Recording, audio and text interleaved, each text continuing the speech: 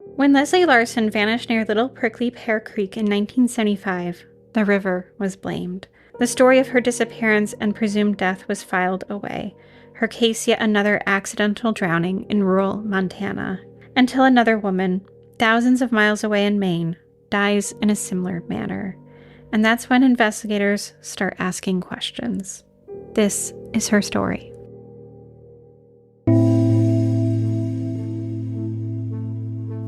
Hi, I'm Vanessa. And I'm Amy. And you're listening to She Goes by Jane. At the end of this episode and every episode, we will be joined by a special guest who will read an original poem by Amy Baker about the women we're featuring. This week, we are joined by podcaster Ashley Plum.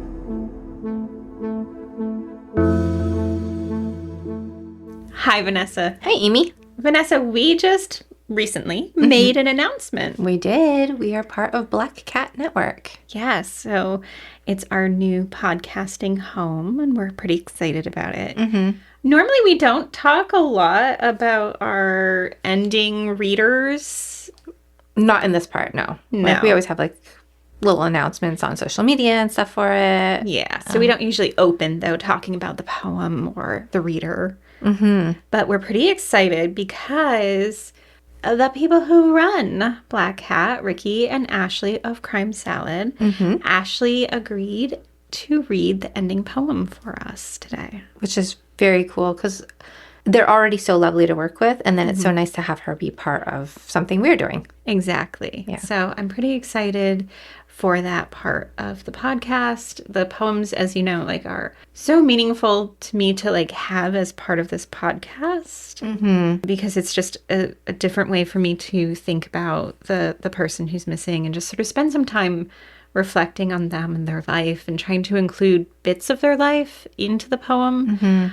And so it's always special to get those poems back. And so I'm really grateful to Ashley for reading for us today. So Vanessa, let's just get into the episode because I really want to make sure that we're leaving enough time to talk about Leslee. Sounds good. It was late spring when Leslee and Dennis Larson made their way along Little Prickly Pear Creek in Montana. They'd driven about an hour from their home in Great Falls to this remote location to forage for mushrooms. They weren't locals, which is why the pair might not have been prepared for how volatile the creek was that day. Though it's normally a relatively sleepy creek, perfect for salmon fishing, the water was high. The river was still swollen with spring runoff. At 10 feet over its normal levels, it was high enough that most locals were staying away. They were really aware of how quickly the creek could rise and how forceful it could be. But Leslee and Dennis's plans did take them near the river. They'd each be scouting for edible mushrooms along the way, just a calm and sweet afternoon together for the young couple. They moved along the creek, the scent of damp earth surrounding them and the sound of rushing water pushing against log and debris, making it hard to hear. Each kept careful eyes on the ground, eager to spot a mushroom that could be harvested. And then, suddenly, Leslee was gone. Dennis watched as the ground gave out beneath Leslie's feet and she tumbled into the swiftly moving water. He tried to save her, running along the creek banks searching for her in the turning water. Entering the water to rescue her, Dennis was nearly swept away. But rescuing Leslee wasn't to be. 20-year-old Leslee was gone.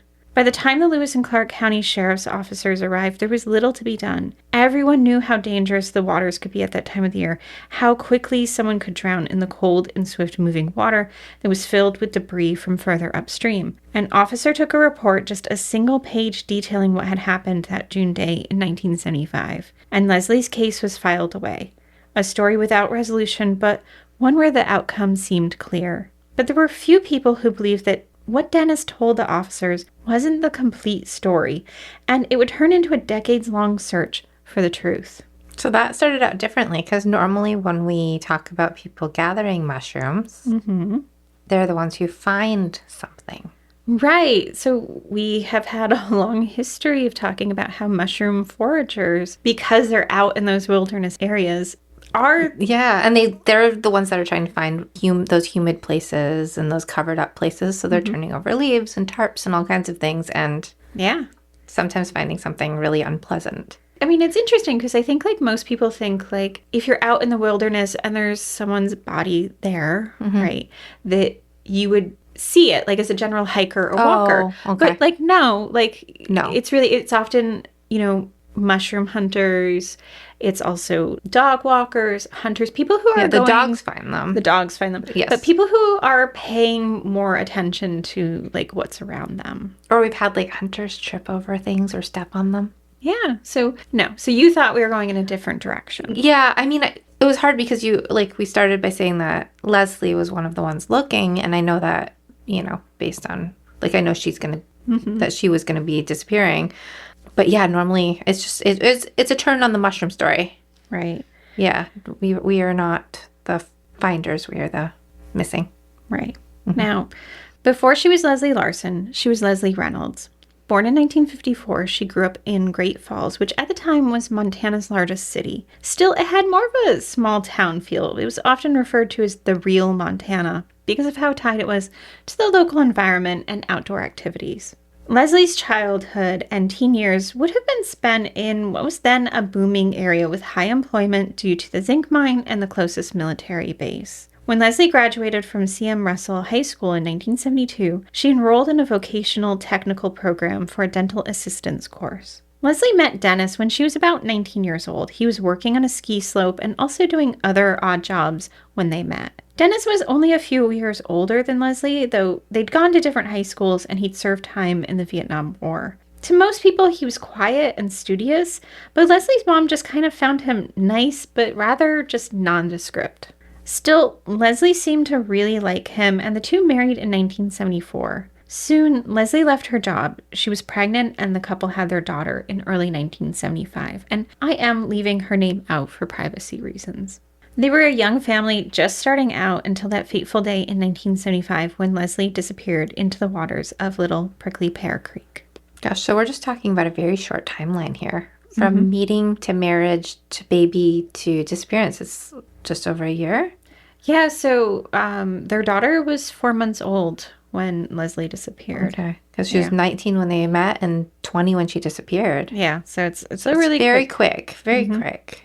Now, Wolf Creek, Montana, the area where she disappears, is one of those towns that is barely a blip on the map. The 2020 census recorded just 25 people living in Wolf Creek. But despite its size, it's not necessarily an unknown location. Little Prickly Pear Creek, the creek Leslee and Dennis were near that day, empties into Wolf Creek, and that empties into the Missouri, all within a very short distance. It makes this area one of the best areas in the country for fly fishing, which is why, for people of our generation or older, if I say parts of a river runs through it were filmed there, you'd be able to immediately picture this location. I can. I know exactly what you mean by that. Yes. Yeah. You can immediately see, like, the way the river and the landscape looks. And yes. Yeah. Well, you have spent plenty of time in Montana. I have spent plenty of time in Montana. And actually, my husband, our producer, his dad helped a little bit on the movie. A River Runs Through It. I didn't know that. Yeah, he was, like, into, like, helping with sets. He's a builder. Oh, okay, yeah. So he got to help with the sets on A River Runs Through It. And so Jason has actually spent time on that set as well as a little kid. He got to watch, like, I think it was, like, Gordon Joseph Levitt and somebody else have, like, a little, like, fight scene and some other little stuff happening. So, yeah. Montana's such a weird place. It's so weird. It's like, yeah. No shade to our Montana listeners. I just meant, it's so much happens there. A lot happens there, but it's also very, like, inherently, it's Montana. It's, like, kind of like the way the Adirondacks are the Adirondacks, right? Like, it's such the place itself is tied so much to, like, who they are and how the land is, which is not the case in every state or city. Right, which is why, like, this, like, ties to the land and your understanding of the land in that space, right, is particularly why when this area is flooded, you know, when Leslee and her husband are out there, like, the locals were staying away. They're like, "Whoa, we know what that is," right? And right. They're not going there. So, because the flooding could be really intense in this area, and it wasn't always safe, even for those who really do know those rivers well. So when the reports came in of Leslee falling in, and it's, like, reaching the public and reaching the community, it seemed perfectly plausible that there could have been an accidental drowning that day. Over the next few years, officers would log 1,000 hours looking for Leslee's body without success. And one of the people who actually kept the search alive was the county coroner, who for years would place reminders in area newspapers addressing like local hunters and fishers, asking them to look for her while they were out. In years when the water was particularly low, he was really hopeful that someone would find her. That's the thing. There are so many outdoors people there that I'm sure that area would have been frequented a lot over those years. Mm-hmm. Yeah, so he's just like every year or so, there's this reminder, like, please keep an eye out for her. There was a brief flare of hope in 1979 when a partial jawbone was found in the Missouri, just north of Wolf Creek. The positioning of it seemed like it would have made it unlikely that it could have been Leslee, because it was north, right? But the searchers were looking, and this whole search was launched. Divers located a few more bone fragments, but it was soon determined that those were likely from older remains, and it wasn't really plausible to be Leslee. It's so interesting that they found different bones. Did they ever end up doing anything with that? I didn't find further reporting on it, and I think this often happens with cases where it's like, they're really hoping it's one person, and then it turns out not to be, and then kind of like the interest dies down. But it's still somebody's jawbone. Exactly, right? So I didn't find any reporting on it, but so if anyone knows, please let us know, because I would be interested to make sure that we're respecting whoever that person was. Right? And also, like, how old is that? That could be kind of an interesting discovery. Yeah. Mm-hmm. Now, all of this is happening, but it's really Leslie's family that's like not giving up hope that they would find her. And they contacted the authorities regularly about it. Her mother said, we kept asking them about the body, about why it hadn't been recovered, and they kept saying it must have been buried and sealed in mud. But we know there's somebody in the river, and that it would show up, that anything would show up. And it's with this belief that if Leslee was in the river, that she would eventually be found, that her family wasn't just about to leave the search to authorities. Her mother said, we spent many years searching the river on weekends, hoping to find a trace of what happened. We never gave up hope. 7 years after Leslee disappeared, Leslee was declared deceased, and though her body had not been found, her cause of death was ruled an accidental drowning. As the years passed, Dennis in many ways moved forward. Leslee had a small life insurance policy, just $20,000. Normally, Leslee would have to be declared dead for Dennis to be able to collect on his wife's policy as the beneficiary, but he petitioned the judge to force access sooner. With that money, he bought a small RV and, leaving his daughter with Leslie's parents, headed out on the road, traveling across the U.S. At some point, he met someone else, and the two married on New Year's Eve in 1982, and that was 6 months before Leslee was declared legally dead.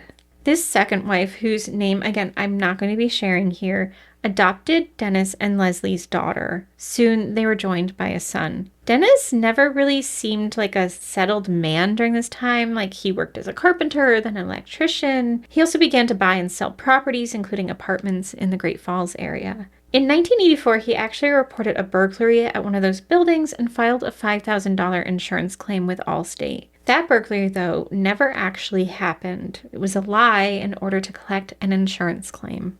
So we're doing some sketchy things. Right. Now, things rapidly changed for the family around 1987. Dennis and his second wife divorced, I believe, around this time. Mm-hmm. Although she seemed to have actually retained custody of both children. And then Dennis tells her his plan is to move to Maine. I'll be back in 2 years, he allegedly told her. And with that, he left Montana, heading for a new life in Maine. Maine is like another very like wildernessy place to be going, isn't it? It's strange. Yeah, I mean, I think people from Montana and people from Maine might have different perspectives on a lot of things, but that idea of like land, space, wilderness... Yeah, especially when you're talking about, like, the interior of Maine. Mm-hmm. Yeah, just a thought I had while you were doing that. Yeah, I mean, it makes sense to me if you're looking for kind of a similar-esque, that Maine might be a destination. Yeah. On August 7th, 1987, a classified ad appeared in the Bangor Daily News. It read, construction worker, 37, 5'7", 135 pounds, active outdoorsman seeks compatible childless lady, 20 to 35 years old, for a lasting relationship. Dennis did it? Mm-hmm. This ad ran 12 times between August 7th and August 22nd. Now, despite personal ads being the equivalent of today's online dating, the ad actually only drew a few replies. One was a woman named Sheila, and another was Randy. When each of them separately arranged to meet with this 37-year-old construction worker, they did indeed encounter Dennis. Though both women had never actually met him before, they would each say that he very quickly broached the topic of marriage with them. Sheila said that it was just a week after answering his ad that he started talking to her about taking good care of her and her daughter. Okay, so he ignored his childless lady message. Yeah, apparently. Woman with a daughter. But I mean, it does say for a lasting relationship, which is probably why people didn't answer it. I don't know. And then he's right away like, let's get married. Right, yeah. Yeah, it's a little nerve-wracking when you're just trying to see if that person even is like a potential match for you. Yeah, I mean, I remember like seeing personal ads like back in the dark ages of the past. And like very often like they would say something like, not necessarily that like, you know, they were looking for a specific like lasting relationship with like you, the person who answered, but like that they're serious and committed. Because like other people like who are just into casual dating would have like signaled that as well. So it's just like I think what he's trying to say. It's just like, a way of saying that he's serious about this. Yeah, like okay, like that he's like a marriage minded person. But still that he was moving quite fast for both of these women. And, you know, instead of being charmed by it, both of them seem to have distanced themselves since neither of those relationships progressed at all. But that couldn't be said for another person who answered the ad, and that was 27-year-old Kathy Frost of Dexter, Maine. Kathy worked nights as an aide at a local nursing home, and she had lived her entire life in that small town of Dexter, where the dating options were likely slim, particularly if you grew up knowing that limited dating pool. I'm projecting here as someone who grew up in a small town. Now, seeing the ad in the paper, she answered it.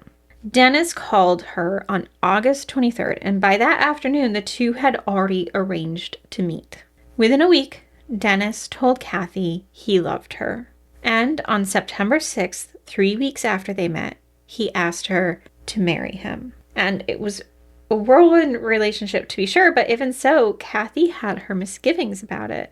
She confided to her friends that she wasn't in love with Dennis, but she had hoped that she could learn to love him after they were married. So I think a question a lot of people would have, and I'm definitely not judging Kathy because we all have our reasons for doing all the things we do, but why would you marry someone if you don't love them?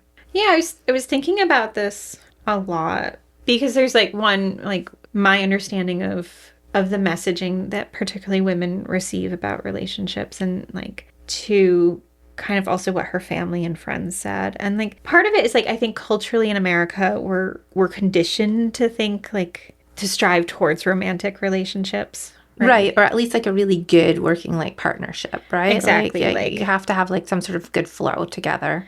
Yeah. And like, honestly, I'd rather be happily single than like miserably married. But like, I also recognize that that's a perspective that is actually relatively new. Like that someone would say like, I would rather be single, because back in the 80s, like that kind of statement even then would be kind of pushing some boundaries, right? But I also know what Kathy's friends and family said, which is that Kathy was extremely lonely. And according to them, they used the words desperate to have someone to love her and to be with her. And so while Dennis wasn't perfect by any means, and she didn't really feel that spark of love for him, it did seem like a real, like, and lasting chance at a relationship. Well, and if she was lonely, it's probably nice to have somebody like kind of like doting on you. Yes, and to do things with, and like, right. Yeah. Now, the pair really did not have a long engagement, and on September 20th, Dennis and Kathy married in a small ceremony in her mother's backyard in Bangor. The two ended their wedding day with what can only be described as an unusual activity. Did they do something really fun? Yeah, no. He brought her to the Allstate insurance office. Oh, wait. Does anybody do that on their wedding day? Well, Dennis and Kathy. They're like, the two both take out life insurance policies. Ew. So Kathy's policy was valued at $200,000 and Dennis's was at $350,000, but those life insurance policies also had a double indemnity for accidental death, meaning that if either died accidentally, the payout would be worth twice that amount. And each named each other as the beneficiary. Okay, so that's like screaming red flags. Also, does Kathy know anything about Leslee? I don't know. I don't know what she Like, knew. when we get to that, like, double for accidental death and you already had a wife that had an accidental death, Yeah, so I would probably be, like, running to shred up the new marriage certificate. like before it can be like Before logged. it can be registered, yeah. Yeah, I'm not sure what she knew about Dennis's past exactly. God. It's not like the days when you could just do, like, a quick little Google search of somebody. What's going on with, yeah. Oh. Now- Okay, that's all just, like, so bad. You're like, oh, this story is taking a turn. It's feeling a bit predictable. We might be caught in a cycle here. Yeah, so Yeah. now Dennis, he leaves the apartment he's been renting. He moves in with Kathy. And honestly, if Kathy had any hopes that like there'd be some sort of wedded bliss with Dennis, like she was soon disabused of that notion. She confided in her friend Jean, like how unhappy she was immediately after marrying Dennis. But Kathy felt like she was stuck. Her friend recalled Kathy stating, "I made my bed. I'll lie in it." And other friends said that she complained to them about Dennis too. Did he just start being like an awful person, or she just actually just couldn't fall in love with him? I think that he was not so great. Well, I mean, that wedding To her. day seems already... Yeah. I don't know. I would have like lost my mind had But she was somebody probably suggested that. also like, this is kind of a red flag for something, right? Yeah. Yeah. On October 10th, which is just weeks after their wedding, Dennis wanted them to go on a trip to Bar Harbor and then visit Acadia National Park. By this point, Kathy had actually moved forward in her thought process on him, and she'd actually started to consider, if she'd made a mistake by marrying him.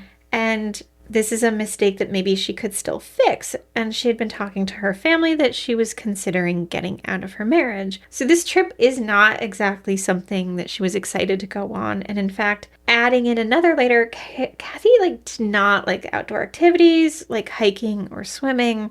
So this trip on its own was not something that she was about to enjoy. Still, kind of help keep the peace and appease Dennis, she agrees to go, and the couple heads out on their trip. We'll be back in a moment.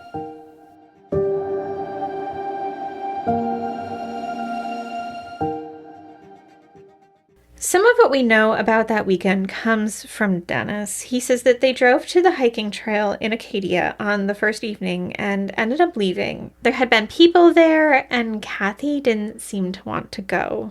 So he knew she didn't want to go?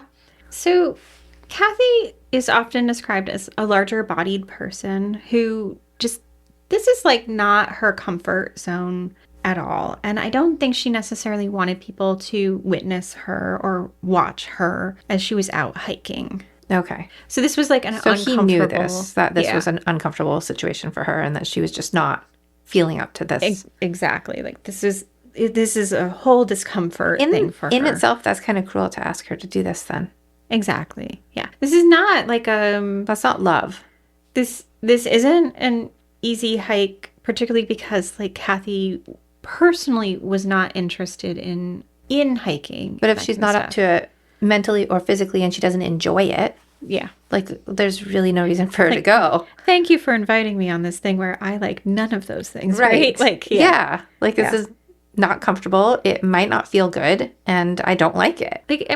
Honestly, I don't think I would enjoy this hike. If you could take me on a soft meandering trail, yes, but anything. I guess it depends on what the hike is, because I don't really know where they're going.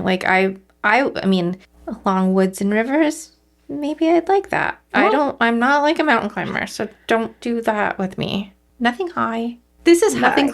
This is high. So she'd be climbing up hills and stuff, and so this is not, I don't think, a beginner level situation. And again, Kathy's just not interested in this. I'm not interested in it if it's high. So specifically, they are going because Acadia is a big park. They are going to Otter Cliffs, which is Okay. It has cliffs in the title. It has cliffs in the title, right?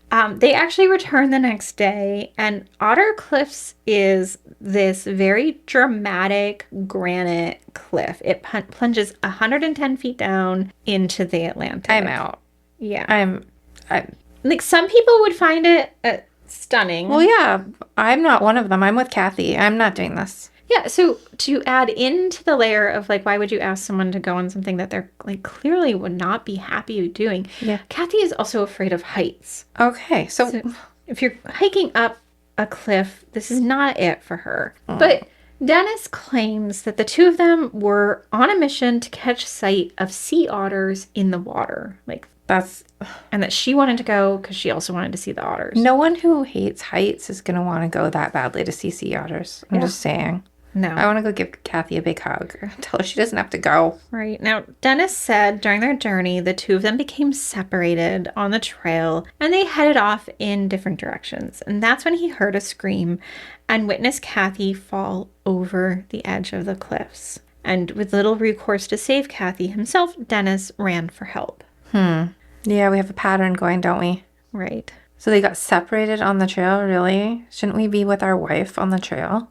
So he said, you know, essentially his story is like they've both gone off in different direction to catch sight of the otters. So he flags down a passing motorist and he asks that person to summon help. And then Dennis drove 8 miles to the Jordan Pond house and found a park ranger. Rescuers really, they do often have to report to accidents in Acadia National Park. It's a heavily touristed area with both fall and water hazards. So, are you going to make the new brochure for them? I mean, we live near the Adirondacks, so we see the ranger reports for the Adirondacks. We do. I actually love reading those. And so I'm assuming that Acadia is a little bit more, it is very dramatically beautiful. I will not be writing that brochure specifically. But like, so it's not uncommon for there to be injuries or even deaths to happen there. Here you go, selling it harder. I mean, I think it's for advanced adventurers. Not all of Acadia. No. But the deathly parts.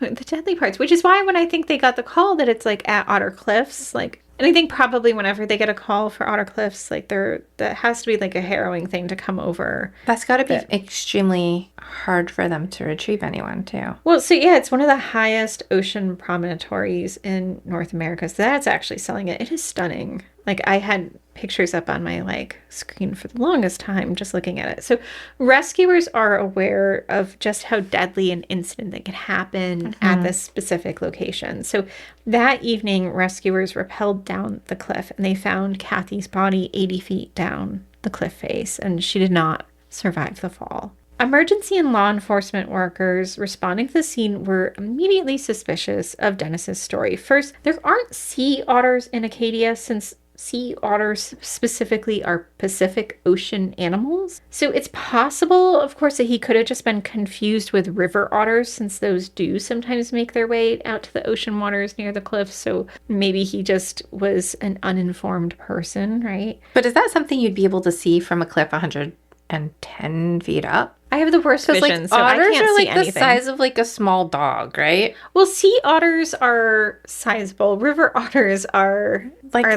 not ferrety, but they're daintier. They're like a little dog or a cat size, right? Like, you can't see that from 110 feet up. This is the story he gave, right? I'm only reporting.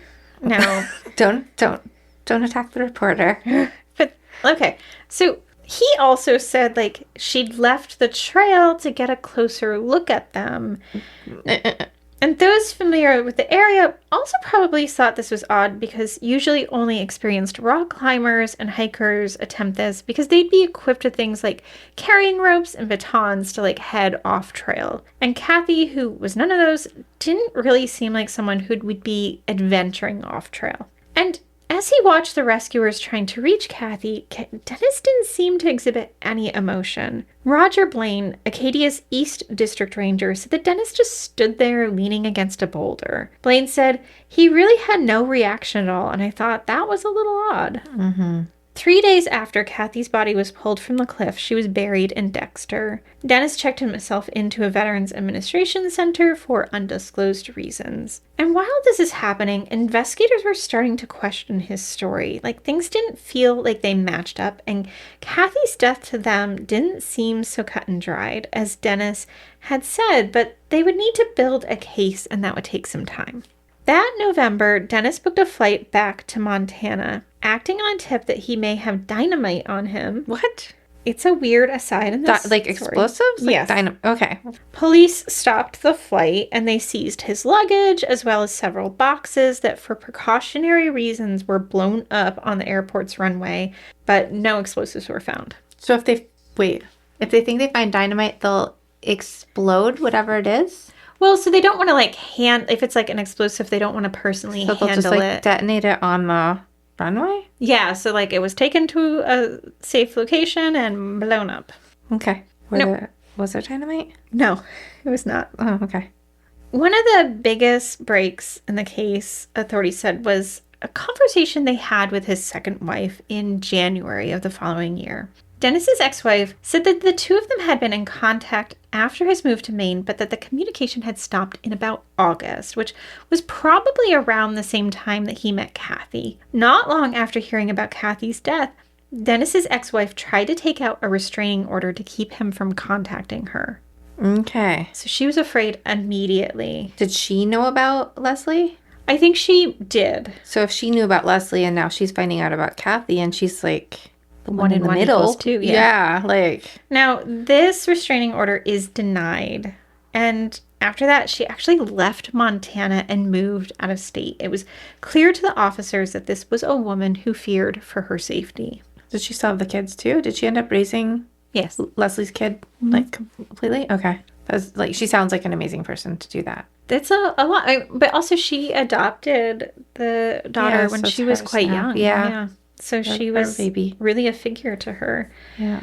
With all of this revelations and learning of Dennis's first wife, Leslee had died in an accident that was similar to Kathy's. Alarm bells start ringing. On February 1st, Maine State Police Detective Jeffrey Harmon flew to Montana to speak to Dennis.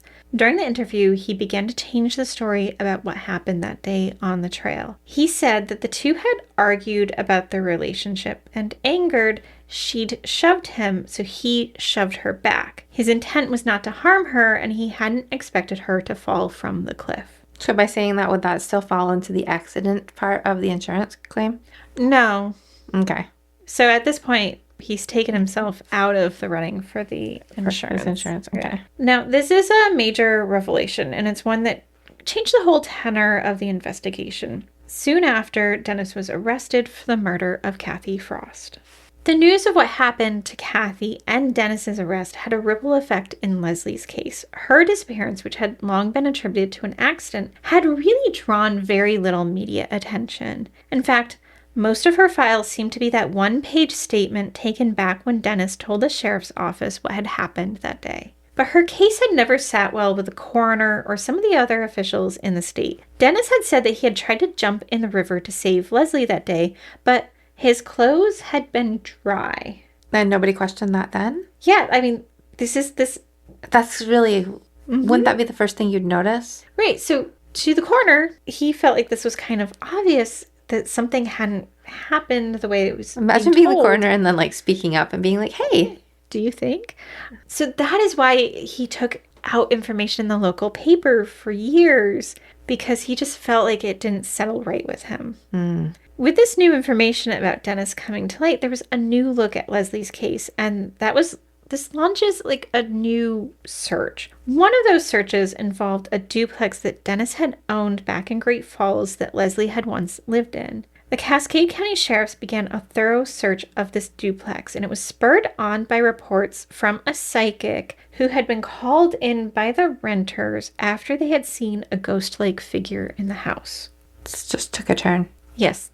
Now, A teen who had lived there said that she thought she had seen a ghost hovering outside her second floor bedroom window. She also said that she saw one while hanging out with a friend for a sleepover. She thought she saw something out of the corner of her eye. And then there was another tenant who said that she'd felt unsettled since moving in. In one instance, she was eating breakfast at her kitchen table and she had kept on looking over at one of the chairs at the table, convinced that someone was sitting there. So are they thinking Leslie's haunting the place? Is that... I don't know. I don't know what's happening now. So, I mean, there's this idea that maybe the psychic, maybe these sightings are somehow tied to Leslie. Okay. And also the building owners says that, yeah, tenants in the past have also witnessed something. So the sheriffs told reporters that Dennis had actually done some remodeling of the home while he'd been there that included concrete work and extensive remodeling of the walls. And this work was done shortly after Leslie disappeared. We're taking on like a whole Edgar Allan Poe type. Yes, right. Now, this is a situation in which the sheriff's officer, like, he actually feels like they need to look at everything, right? He said, "We don't want to leave any stone unturned. We feel the case involves more than a woman falling in a creek and disappearing, and we're going to investigate every possible lead which covers our jurisdiction." So their jurisdiction does not include the river that she fell in, so they're trying to look at any angles within Great Falls. Well, I mean, it is possible that he did something and... Right. And she didn't end up in the river. Like, that's a... I feel like it could go either way, right? Like, if you're looking for somebody and can't find them. I mean, I think this is a good example of not getting locked into one narrative, right? Right. So no, I think that's good. It's just when you're like, because of the ghosts. Because of the ghosts, yes. So it's because there's these history I would do it and because of, conversations just happening. because of the house and the remodeling, all of that. Like, that all seems... So essentially they're like, there are these stories, but also there's some physical evidence here of changes that he made to the house. Right. Now, eventually they actually have to end their search for Leslie in the house, which had involved things like digging up part of the cellar floor and disassembling portions of a brick wall because their attention was needed elsewhere, which is the investigation of another murder, and that was of 21-year-old Ethel Woods, whose body had been found in the Missouri River that March. Did you end up finding anything out about Ethel?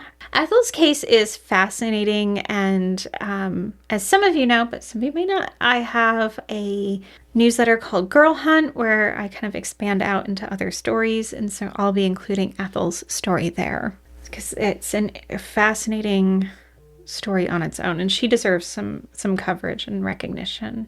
Now, in May 1989, there's the trial for the murder of Kathy Frest, and that finally begins. One of the early witnesses was Dennis's brother, Glenn, who said Dennis had originally told him that Kathy had fallen, and then he later admitted that he'd pushed her during an argument, but that she had pushed him first. When Glenn asked Dennis why he would say something like this to fabricate the original story, Dennis said something to the effect of, like, how would you feel if you had to live with this? And that he had wanted to smooth things over by giving the other story. Dennis's childhood friend, Richard, also testified. He said that Dennis had talked about a scheme to marry and then stage an accident for his wife in order to collect insurance money way back when they were, like, young. Oh, really? Mm-hmm. This was, like, his childhood dream? So he just says, like, this was just campfire talk. It's, like, just two guys who are hanging out, drinking beer, swapping lies, like... But this one's not a lie. Yeah, so he's like, it's not anything serious. Imagine being Richard and having, like, that memory that you think is just fooling around and, like, a joke. And then this happens not only once, but twice with the person who told you. Yeah. Right. Poor Richard. They also bring into this a host of Kathy's friends who they said, like, she was the woman who was not someone who had happily gone hiking. Like, she'd been unhappy in their marriage. So they provide all of that information. Ultimately, the case was convincing, and on September 13th, 1989, Dennis was convicted of Kathy's murder, and he was then sentenced to 50 years in prison for her murder. His attorney would actually try to appeal the conviction the year after, arguing in part that Dennis's conviction should be overturned because the defense had failed to prove that the body found that day was indeed Kathy. Who else would it be? How did they fail to prove that? That they didn't do a definitive, like, ID on her. But, okay. Yeah. Now, the Supreme Judicial Court, they found no merit in the arguments or the other arguments that were presented for his case, and so the conviction was upheld.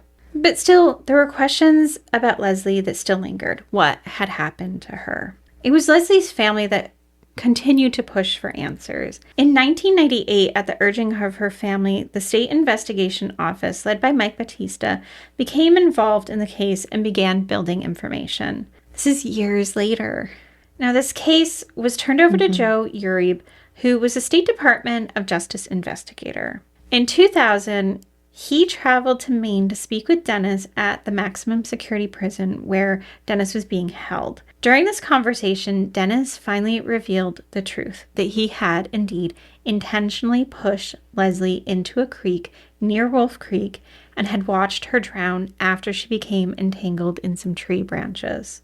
He said he'd watched as she struggled and continued to watch as she floated away. He also made clear that he planned to murder her and that he had taken her there with the intent of killing her. Uribe would later say that he believed that Dennis's statement to him, that this is what happened, that she was in the river. And he said, personally, I still think she's somewhere in the river. He had no reason to lie to me. With this confession, though, Dennis would have to stand trial for Leslee's murder, and he wanted to dictate the terms of what would happen to him. This included a demand that he only serve 10 years for Leslee's murder, and that this would be done at Deer Lodge, a prison in western Montana, only after he had finished his time in Maine.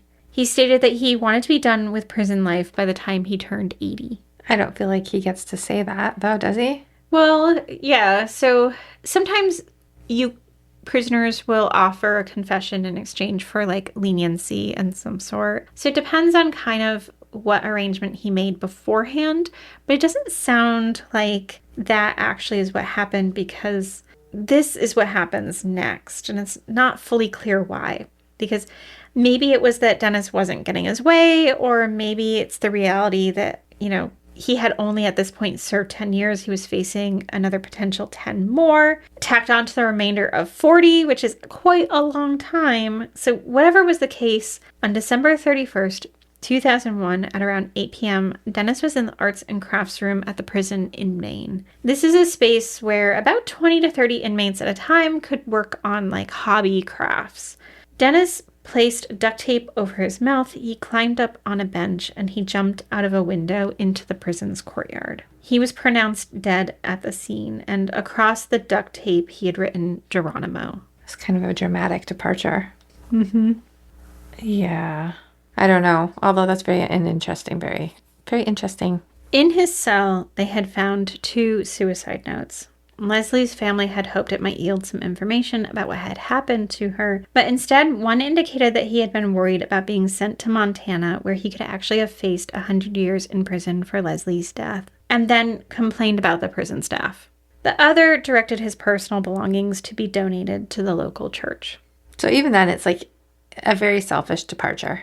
Yeah, I mean, he made this choice to offer no comfort, no solace to his wife's family, right? Right, but and then he's even his suicide is for his own benefit. Yeah.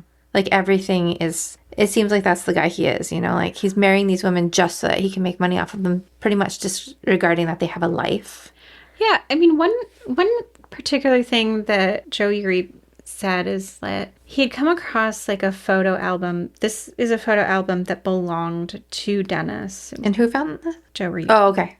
And he said what was interesting to him is despite this being a photo album, if you opened up any of your photo albums, it'd have friends and family and that kind of thing. But Dennis's photo album was just filled with photos of himself. So he really had this one check it's all mind. about him. It's all about him. Yeah. Everything's about him. But even those 2 letters are about him. Mm-hmm. Leslie's mother said, I was looking forward to hearing Larson testify before he finally confessed. He always said it was an accident. I wanted to hear some kind of explanation about why he killed my daughter. And Lewis and Clark County Attorney Mike McGrath said this, in effect, extinguishes any small hope her family might have held that her remains would be recovered. What Dennis's death did, it left the family still without answers. They're left to accept this killer's word for what happened, and while they're still left without her. And this is such a frustrating story because I often think about cases like Leslie's and Kathy's, and I'm always saddened about two things. Like, first, that it was allowed to happen, which is like why you're what earlier when I said his clothes were dry. Like, Dennis's word was taken so completely when Dennis's word was taken so completely when Leslee disappeared that this glaring disparity that his clothes were not wet after he claimed to have gone into the water, these were disregarded, and his account was just believed by law enforcement. Yeah, why are we just blindly believing somebody when there's like, that's actual like physical evidence, right? Yeah. The clothes being dry. And there's not like that moment where you're like, You just said. Yeah. But you're dry. Yeah. So what would have happened if they had stopped and asked those questions? What if that kind of long trail of destruction that Dennis leaves, like, what if it had stopped then? Well, then Kathy would be here. Right? And the second thing that saddens me is that Leslie's story just becomes his story. Like, he dominates this story. And you can tell that she was an absolute kindness-filled person. I always keep our missing persons photos up while I'm working on their story and on their poem. And in every picture I've seen of her, Leslee is smiling. You can trace the progression of her short life through those photographs. Like, there's this teenager with kind of this long center parted hair with this wide smile blooming across her face. There's the newly adult Leslee who looked like she wanted to be taken so seriously, and she got like her new job. She's got a bob, like, but still smiling. On the day she was murdered, Leslee put on this brightly floral printed smock. She threw on a pair of jeans. She adjusted her wedding bands before leaving the house with her husband for the last time. Leslee went missing when she was just 20 years old, a new mother to a 4-month-old baby girl, and she deserved so much more. We are now going to listen to Amy's poem, The Year of the Floods, read by Ashley Plum. Ashley is the co-host of Crime Salad, a true crime podcast she runs with her husband, Ricky. Together, they cover real cases with a focus on raising awareness around domestic violence, promoting healthy relationships, and shedding light on gaps in the justice system. Through honest, in-depth storytelling, they aim to give victims a voice to help create real change. The Year of the Floods, Leslee Reynolds Larson, 20, missing since June 10, 1975, from Wolf Creek, Montana. Finger traced the map, rivers like veins, swollen with the dark churn of water. The scuttle of mud told thick along the shores. In the year of the floods, the water rose along the banks, the forest pathways hidden down in the depths. Everyone here knows to stay away. The spring slurry of trees and silt become stories of ghost hands pulling the unsuspecting into the dark. We tell stories, stories of water and floods, stories of men with beards so blue the evil crackles around them, stories of keys to rooms we can't enter. Each winter, Tale by a Fire carries a message. Every story can be a story of a woman lost, the cold water, the cruel man beside her, the wild hope that one woman will hear the warning and stay away. For more information about our show, please visit shegoesbyjanepodcast.com. Bye, Vanessa. Bye, Amy.